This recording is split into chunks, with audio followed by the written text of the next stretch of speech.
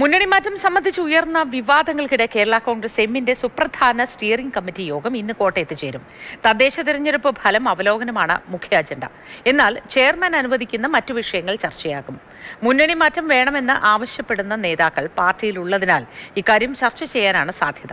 ഇതിനിടെ കേരള കോൺഗ്രസിന്റെ രാഷ്ട്രീയ നിലപാട് സംബന്ധിച്ച് സഭകളുടെ സമ്മർദ്ദമുണ്ട് എന്ന പരാമർശം നടത്തിയിട്ടില്ല എന്ന വിശദീകരണവുമായി പ്രമോദ് നാരായണൻ രംഗത്ത് വന്നു. ജെയിനിസ് രാജു വിശദാംശങ്ങളുമായി ഒപ്പം ചേരുന്നുണ്ട്. ജെയിൻ, രണ്ടിലെ എങ്ങോട്ടാണ് എന്ന കാര്യത്തിൽ നേരത്തെ തന്നെ ഒരു വിശദീകരണം ജോസ് കെ മാണി നൽകിയിരുന്നു. തൽക്കാലം ഒരു മുന്നണി മാറ്റത്തെക്കുറിച്ചൊന്നും ആലോചിക്കുന്നില്ല എന്ന് പറഞ്ഞിരുന്നു എങ്കിലും അതൊരു അർത്ഥവിരാമത്തിൽ നിർത്തിയതുപോലെയാണ്. ഇന്ന് സ്റ്റിയറിംഗ് കമ്മിറ്റിയിൽ എന്തായിരിക്കും ചർച്ച ചെയ്യുക? മാറാൻ തയ്യാറെടുത്ത് നിൽക്കുക, തയ്യാറല്ലാതെ നിൽക്കുക തുടങ്ങിയ ഒരു ഭിന്നത ഉള്ളിൽ നിൽക്കുന്നത് കൊണ്ട് തന്നെ ഇതൊക്കെ രമ്യതയിൽ പരിഹരിക്കാനുള്ള ഒരു ശ്രമമായിരിക്കുമോ?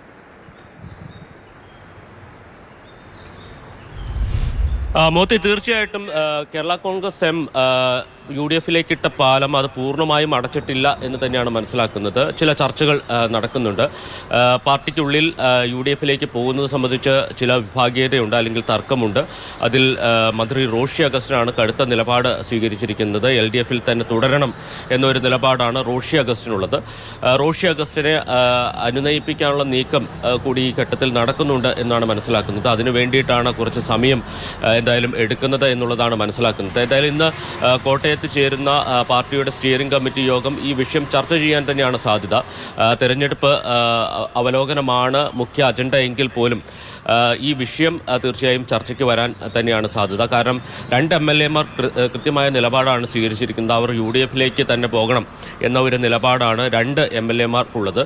അതോടൊപ്പം തന്നെ പാർട്ടിയിലെ ഒരു വിഭാഗത്തിനും ഇനി LDF-ൽ തുടരുന്നത് കൊണ്ട് കാര്യമായ ഫലമില്ല, അല്ലെങ്കിൽ ഗുണമില്ല എന്ന ഒരു വിലയിരുത്തലാണ് അവർക്കുള്ളത്. അതുകൊണ്ട് തന്നെ പാർട്ടിക്കുള്ളിൽ ഇത് സംബന്ധിച്ച് 2 തട്ടുകളുണ്ട്, അല്ലെങ്കിൽ 2 തലത്തിലുള്ള അഭിപ്രായങ്ങളുണ്ട്. അപ്പോൾ തീർച്ചയായിട്ടും ഈ വിഷയം ചർച്ച ചെയ്യും. പ്രത്യേകിച്ചൊരു ഈ വിഷയം ചർച്ച ചെയ്യുക, അല്ലെങ്കിൽ പരിഹരിക്കുന്നതിന് വേണ്ടി, ഒരു തീരുമാനമെടുക്കുന്നതിന് വേണ്ടി ഒരു കമ്മിറ്റി രൂപീകരിക്കാനുള്ള സാധ്യതയും തള്ളിക്കളയാൻ കഴിയില്ല. രാവിലെ 11 മണിക്കാണ് യോഗം ആരംഭിക്കുന്നത്. ഏതാണ്ട് ഒരു 4 മണി വരെ യോഗം നീണ്ടേക്കും എന്നുള്ളതാണ് മനസ്സിലാക്കുന്നത്. ഏതാണ്ട് 83.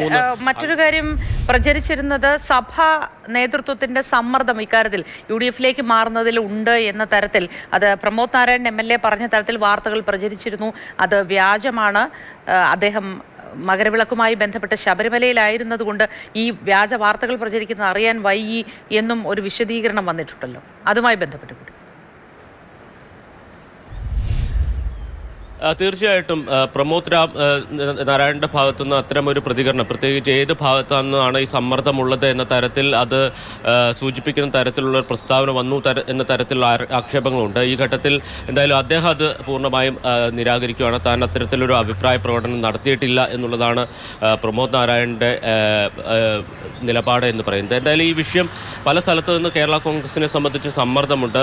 മുന്നണി മാറ്റം സംബന്ധിച്ച് തീർച്ചയായിട്ടും രാഷ്ട്രീയ മണ്ഡലത്തിൽ ഉയർന്നു കേൾക്കുന്ന ഒരു കാര്യം തന്നെയാണ് സഭകളുടെ ഭാഗത്തു നിന്ന് ജോസ് കെ മാണിക്ക് മേലിൽ സമ്മർദ്ദമുണ്ട് എന്ന ഒരു കാര്യം. എന്തായാലും ഇന്നത്തെ സ്റ്റിയറിംഗ് കമ്മിറ്റി യോഗത്തിന് ശേഷം കൃത്യമായ ഒരു ചിത്രം ലഭ്യമാകും എന്ന് തന്നെയാണ് മനസ്സിലാക്കുന്നത്. മന്ത്രി റോഷി അഗസ്റ്റിൻ എന്തായാലും കടുത്ത നിലപാടിൽ, അല്ലെങ്കിൽ ഉറച്ച നിലപാടിൽ തന്നെയാണ്. LDF വിട്ടു പോകില്ല എന്നുള്ളതാണ്. അദ്ദേഹത്തെ അനുനയിപ്പിക്കാനുള്ള നീക്കം നടക്കുന്നുണ്ട് എന്നുള്ളതാണ് മനസ്സിലാക്കുന്നത്. ശരി, ജെയിനിസ് രാജുവാണ് വിശദാംശങ്ങൾ പങ്കുവച്ചത്. അങ്ങനെ 2ലെയുമായി ബന്ധപ്പെട്ട എങ്ങോട്ടാണ് പോകുന്നത് എന്ന കാര്യത്തിൽ ഒരു വ്യക്തത ഇന്ന് സ്റ്റിയറിംഗ് കമ്മിറ്റിക്ക് ശേഷം ഉണ്ടാകും എന്ന് തന്നെ മനസ്സിലാക്കാം. എതിർചേരിയിൽ നിൽക്കുന്ന 2 പേർ, അങ്ങനെ പറയാമോ എന്നറിയില്ല. ഏതായാലും മാനസികമായി UDF-ലേക്ക് പോകുന്നത് താല്പര്യമില്ലാതെ അവരവരുടെ നിലപാടിൽ ഉറച്ചു നിൽക്കുന്ന 2 പേരുണ്ട്. റോഷി അഗസ്റ്റിനും ഒപ്പം പ്രമോദ് നാരായണനും. ഇരുവരെയും ചേർത്ത് ചർച്ചയിൽ രമ്യതയിൽ കാര്യങ്ങൾ പരിഹരിച്ച് മുന്നോട്ട് പോകാനായിരിക്കുമോ സ്റ്റിയറിംഗ് കമ്മിറ്റി?